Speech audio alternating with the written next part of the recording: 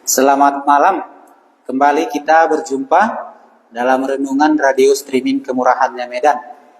Bapak Ibu yang dikasihi oleh Tuhan Yesus, hari ini kita kembali dalam renungan malam. Mari kita sama-sama membaca firman Tuhan. Hari ini yang mau jadi renungan kita saya ambil dari Yohanes 6. Sebelum kita membaca, mari kita berdoa. Kami bersyukur kalau hari ini Tuhan masih tetap memberikan kami kesempatan dan waktu. Kembali kami boleh Tuhan berikan waktu membaca dan merenungkan bahagian firman Tuhan. Tuhan Yesus, kami berdoa supaya Tuhanlah yang menolong kami, memberikan kami pengertian supaya boleh. Pengertian daripada Tuhan Yesus sendirilah yang menerangi hati dan pemikiran kami sewaktu kami merenungkan firman-Mu ini. Terima kasih Tuhan Yesus, inilah doa kami. Amin. Ya, dalam bagian ini, dalam Yohanes 6 ini, kita melihat bagaimana Tuhan Yesus memberi makan 5.000 orang dengan 5 roti dan 2 ikan. Nah, sewaktu mereka sudah memakan 5 roti 2 ekor ikan itu, yang makan 5.000 orang, yang dihitung hanya laki-laki saja, tidak termasuk perempuan dan anak-anak. Dari mujizat yang telah diperbuat oleh Tuhan Yesus ini, kita bisa melihat Tuhan Yesus mencukupkan ataupun memikirkan keperluan orang-orang yang datang mencari Dia, yang datang untuk mendengarkan firman-Nya. Nah, apa yang terjadi kepada orang banyak ini, yang 5.000 ini, bisa juga menjadi pengalaman kita.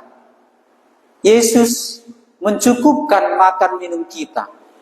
Dari hari ke hari, Tuhan mencukupkan apa yang menjadi keperluan jasmani kita ini. Keperluan tubuh kita ini, keperluan tubuh jasmani ini, Tuhan cukupkan. Pagi kita makan, sudah lapar lagi. Siang nanti sudah lapar lagi. Siang kita makan, sore lapar lagi. Sore kita makan, besok pagi lapar lagi. Itulah siklus kehidupan. Itulah siklus kebutuhan jasmani kita ini. Akan berulang terus berulang.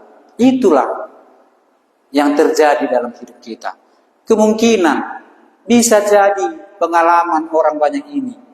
Setelah mereka makan 5 roti 2 ekor ikan, mereka sampai kenyang. Bahkan mereka lihat ada sisa dari yang diperbuat oleh Tuhan Yesus. 12 paku sisa. Dengan inilah ada lagi motivasi mereka untuk datang mencari Tuhan Yesus. Kita bisa jadi sama seperti orang banyak yang sudah diberi Tuhan Yesus makan dari 5 roti dan 2 ikan. Mereka datang lagi mencari Tuhan Yesus untuk apa? Untuk keperluan perut kita ini, untuk keperluan jasmani kita ini. Nah, itulah yang kita makan pagi, sore lapar lagi. Berulang terus siklusnya. Makanya, sewaktu orang banyak itu mencari Yesus, dan Tuhan Yesus sudah bertemu kembali dengan mereka. Inilah yang mau kita lihat. Apa yang mau Yesus katakan kepada orang banyak itu. Ya, katanya di sini, di ayat 25. Ayat 25 saya baca sampai 29. Ketika orang banyak menemukan Yesus di seberang laut itu, mereka berkata kepadanya, "Rabi, bila mana engkau tiba di sini?" Jadi sewaktu Tuhan Yesus sudah selesai memberi mereka makan, Tuhan Yesus mengasingkan diri untuk pergi, untuk menyendiri dan pergi dengan murid-muridnya. Karena murid-muridnya sudah duluan disuruhnya pergi. Ya, dalam bagian ini orang banyak itu mencari Tuhan Yesus dan sudah diketemukannya Tuhan Yesus di seberang danau. Nah, waktu mereka bertemu dengan Tuhan Yesus, mereka bertanya, bila mana engkau tiba di sini? Jadi, mereka mau melihat kapan Tuhan Yesus datang situ. Mereka bertanya, karena ada yang mereka perlukan.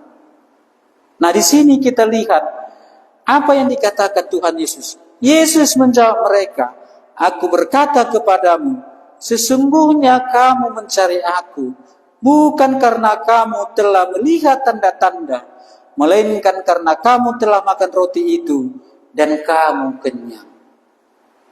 Nah, kalau kita lihat dalam bagian ini, Tuhan Yesus menjawab mereka, ada yang dikatakan oleh Tuhan Yesus kepada orang banyak yang mencari Dia.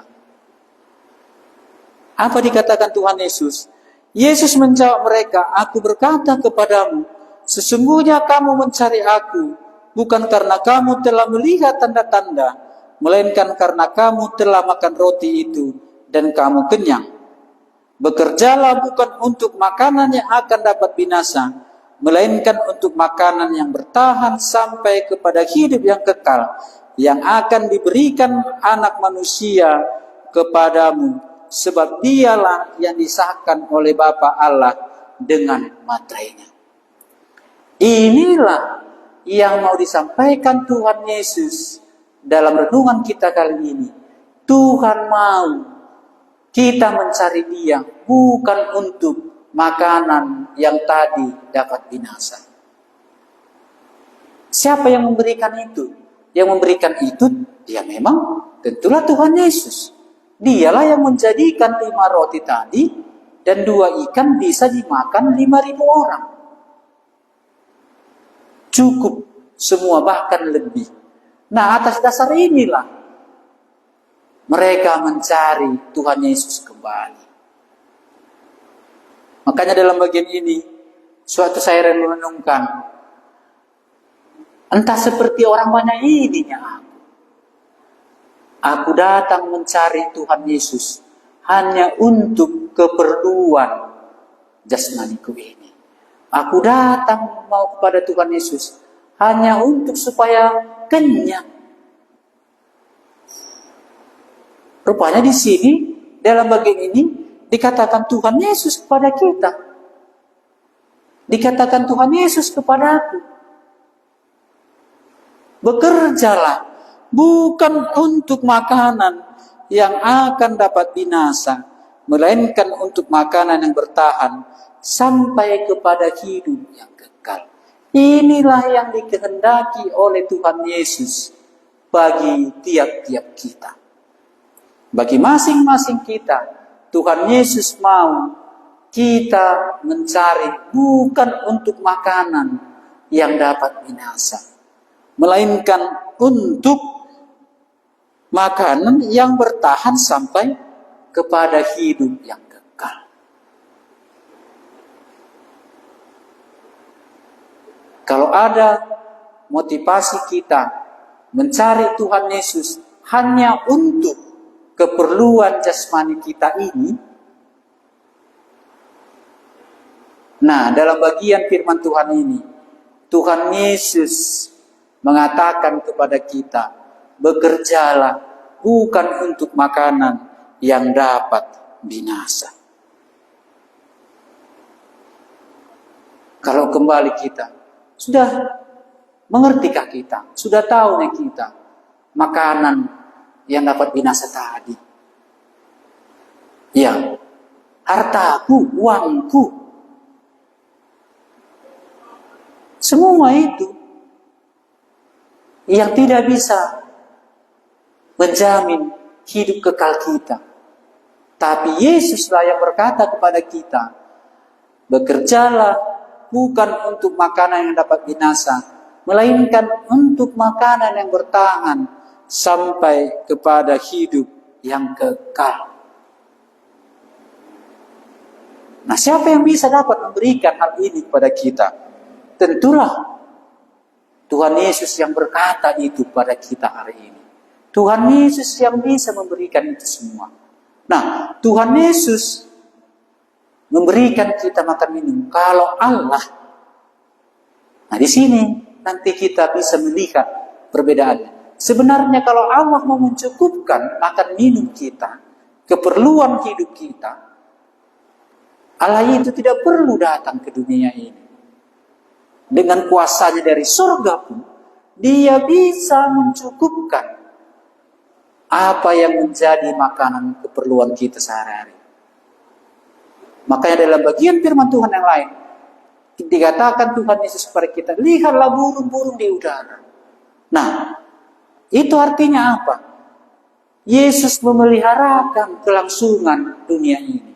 Yesus memeliharakan, Tuhan Allah memeliharakan kehidupan manusia yang ada di dunia ini. Sebenarnya kalau hanya untuk itu, tidak perlu Tuhan Yesus datang ke dunia ini. Tapi untuk memberikan hidup yang kekal itu kepada kita, makanya Dia datang ke dunia ini. Dengan cara itulah Yesus bisa memberikan kehidupan, makanan yang kekal itu kepada kita. Nah, dari mana kita bisa dapatkan makanan yang kekal itu? Dari Tuhan Yesus. Bagaimana caranya Tuhan Yesus memberikan makanan yang kekal itu, yang bertahan sampai kepada hidup yang kekal itu kepada kita? Apakah itu? Sekarang tadi sudah jelas sama kita. Makanan yang binasa, yang bertahan sampai hanya di dunia ini saja. Kita diberkati secara rezeki, ada uang kita, ada harta kita, cukup makan minum kita, cukup pakai kita. Itu hanya sampai di dunia ini saja. Semua itu binasa. Makanya kalau kita mencari Tuhan Yesus hanya untuk hal yang binasa, Tuhan Yesus tidak mau akan hal itu. Yesus itu Allah, Dialah Allah itu. Dia datang ke dunia ini untuk apa? Untuk dapat memberikan makanan yang dapat bertahan sampai pada hidup yang kekal. Kita baca kembali ayat 27 katanya, bekerjalah bukan untuk makanan yang akan dapat binasa, melainkan untuk makanan yang bertahan sampai kepada hidup yang kekal, yang akan diberikan anak manusia kepadamu, sebab Dialah yang disahkan oleh Bapa Allah dengan materainya. Dengan cara apakah kita bisa mendapat makanan yang bertahan sampai kepada hidup yang kekal itu? Bagaimana caranya Yesus memberikan makanan yang bertahan sampai kepada hidup yang kekal itu? Bagaimana caranya? Bagaimana cara Yesus memberikan hidup yang kekal itu kepada kita? Bolehkah kita sudah mengerti bagaimana caranya Tuhan Yesus memberikan hidup yang kekal itu kepada kita? Kalau kita lihat di dalam bagian Yohanes 6 ini, sampai itu dikatakan Tuhan Yesus bagaimana caranya Yesus memberikan makanan yang bertahan sampai kepada hidup yang kekal itu. Kita teruskan membaca dari ayat 53 sampai 56. Dikatakan demikian. Maka kata Yesus kepada mereka, aku berkata kepadamu, sesungguhnya jikalau kamu tidak makan daging anak manusia dan minum darahnya, kamu tidak mempunyai hidup di dalam dirimu.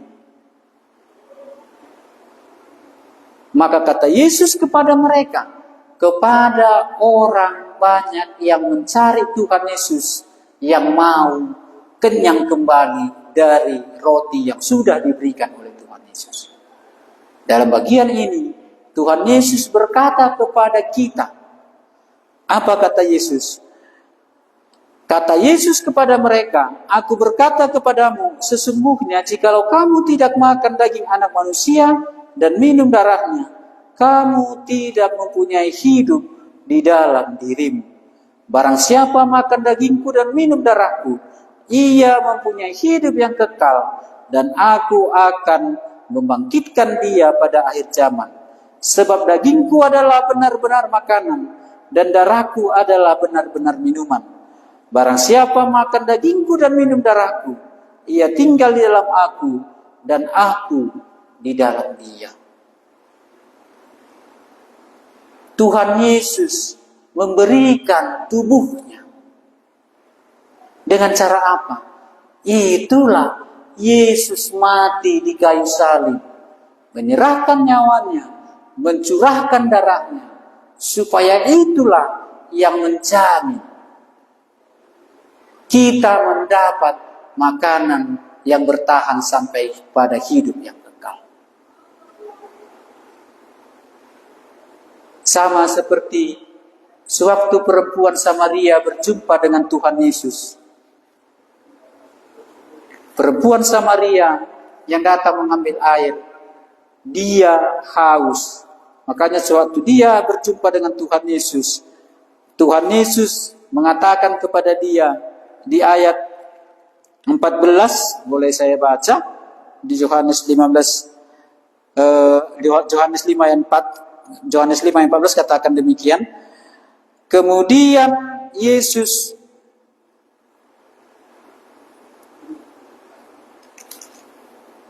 Yohanes 15 ayat 4 ya. Yohanes 15 ayat 4. Sewaktu Tuhan Yesus memberikan tentang pokok anggur yang benar. Tinggal di dalam aku. Kalau kita tidak melekat pada pokok anggur itu, maka kita tidak bisa berbuat apa-apa. Ini sama. Makanya di sini, barang siapa tidak minum darahku, katanya. Dikatakan Tuhan Yesus, barang siapa makan dagingku dan minum darahku, ia mempunyai hidup yang kekal, dan aku akan membangkitkan dia pada akhir zaman. Inilah yang mau diberikan Tuhan Yesus kepada kita. Jadi, apa roti hidup yang diberikan Tuhan Yesus? Nah, diserahkan Tuhan Yesus nyawanya, dicurahkan darahnya di kayu salib. Supaya apa? Barang siapa yang percaya, tadi katanya, barang siapa makan dagingku dan minum darahku, ia mempunyai hidup yang kekal, dan aku akan membangkitkan dia pada akhir zaman. Sebab dagingku adalah benar-benar makanan, dan darahku adalah benar-benar minuman. Kalau kita teruskan, bagaimana caranya Tuhan Yesus tadi memberikan, makanya harus kita terima.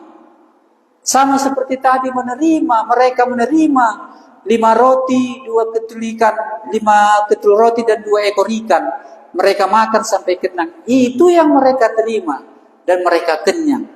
Nah, sekarang kita juga harus menerima apa yang diberikan oleh Tuhan Yesus ini kepada kita.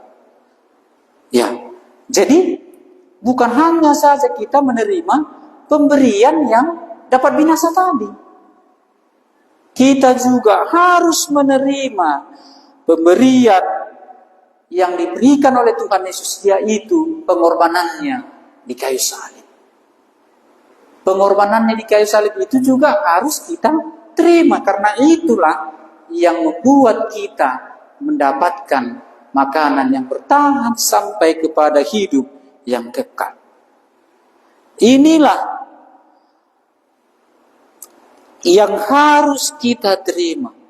Inilah yang harus kita cari dalam pekerjaan kita sehari-hari, yang tahan sampai kepada kesudahannya.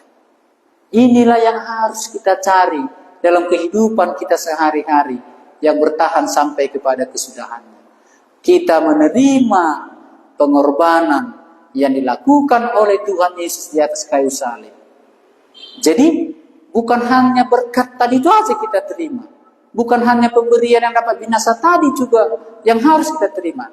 Tapi yang dilakukan, yang diperbuat oleh Tuhan Yesus dengan mencurahkan darahnya di kayu salib, menyerahkan nyawanya di kayu salib, dengan itulah kita bisa mendapat makanan yang bertahan sampai kepada hidup yang kekal. Dalam hal inilah kesehari-harian kita. Pekerjaan inilah yang dikehendaki oleh Tuhan Yesus. Bekerjalah untuk makanan yang bertahan sampai kepada hidup yang kekal. Ya, kalau kita baca di dalam 1 Korintus 11 ayat 23 sampai 25 dikatakan di situ, inilah tubuhku yang diserahkan bagi kamu. Perbuatlah ini menjadi peringatan akan aku. Demikian juga yang mengambil cawan sesudah makan lalu berkata, cawan ini adalah perjanjian baru yang dimateraikan oleh darahku. Perbuatlah ini setiap kali kamu meminumnya menjadi peringatan akan aku. Jadi inilah pekerjaan yang mau dikehendaki Tuhan Yesus kita kerjakan dalam hidup kita sehari-hari. Jadi ini dilakukan Tuhan Yesus perjamuan dengan murid-muridnya. Inilah dilakukannya untuk sebelum dia disalibkan. Sudah dilakukan Tuhan Yesus menyerahkan tubuhnya menjadi makanan supaya kita memperoleh hidup yang kekal.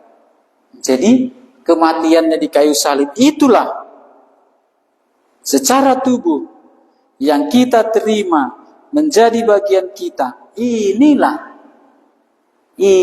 makanan yang bertahan sampai kepada hidup yang kekal. Jadi kematian Tuhan Yesus di atas kayu salib itulah yang harus kita terima. Karena inilah makanan yang bertahan sampai kepada hidup yang kekal. Supaya kita bisa mendapat makanan yang bertahan sampai kepada hidup yang kekal, sudah dilakukan oleh Tuhan Yesus. Menyerahkan tubuhnya, menyerahkan nyawanya, mencurahkan darahnya. Inilah yang harus kita terima. Pengorbanan Tuhan Yesus tadi di kayu salib. Itulah yang membuat kita bisa mendapat makanan yang bertahan sampai kepada hidup yang kekal. Nah, kalau demikian, di mana aku bisa mengerti dalam bagian hal ini? Kalau sudah aku terima bagian berkat yang yang tidak dapat bertahan sampai kepada hidup yang kekal. Kalau sudah aku terima berkat yang dapat binasa tadi, siapa yang memberikannya? Allah juga. Allah juga yang memberikannya itu. Tapi itu bertahan, tidak bertahan. Itu yang dapat binasa. Ketika sudah diberikan oleh Allah, ketika Yesus sudah memberikan aku makanan yang dapat binasa, rupanya ada satu hal yang harus aku terima juga, pemberian yang bertahan sampai kepada hidup yang kekal. Supaya aku bekerja dalam kehidupanku sehari-hari sampai kepada titik di mana pengorbanan yang dilakukan oleh Tuhan Yesus, menyerahkan tubuhnya menjadi yang sempurna, menyerahkan nyawanya, mencurahkan darahnya di atas kayu salib. Itulah yang harus kuterima supaya aku bisa mendapat makanan yang bertahan sampai kepada hidup yang kekal. Inilah yang menjadi renungan kita. Tuhan Yesuslah kiranya, Roh Kuduslah yang berikan pengertian lebih lagi pada kita, supaya kita bisa mendapat makanan yang bertahan sampai kepada hidup yang kekal itu. Mari kita berdoa. Kami sudah mendengar Tuhan Yesus berkata, bekerjalah untuk makanan yang bertahan sampai kepada hidup yang kekal, yang akan diberikan oleh Anak Manusia, karena dialah yang disahkan dan dimateraikan oleh Bapa. Kami harus menerima apa yang sudah Tuhan Yesus berbuat. Engkau mati di kayu salib, mencurahkan darahmu yang kudus, menyerahkan nyawamu, supaya kami bisa mendapat makanan yang bertahan sampai kepada hidup yang kekal. Kalau kami mau menerima berkat yang dapat binasa itu, Tuhan Yesus juga memberikan berkat yang dapat bertahan sampai kepada hidup yang kekal. Karena Engkau sudah mau mati di kayu salib, mencurahkan darah-Mu, supaya kami bisa mendapat makanan yang bertahan sampai kepada hidup yang kekal. Terima kasih Tuhan Yesus hari ini sudah memberikan kepada kami pengertian tentang makanan yang bertahan sampai kepada hidup yang kekal yang akan diberikan oleh anak manusia itu bagi kami. Terima kasih Tuhan Yesus, inilah doa kami kepadamu. Amin. Terima kasih Bapak Ibu Saudara sekalian.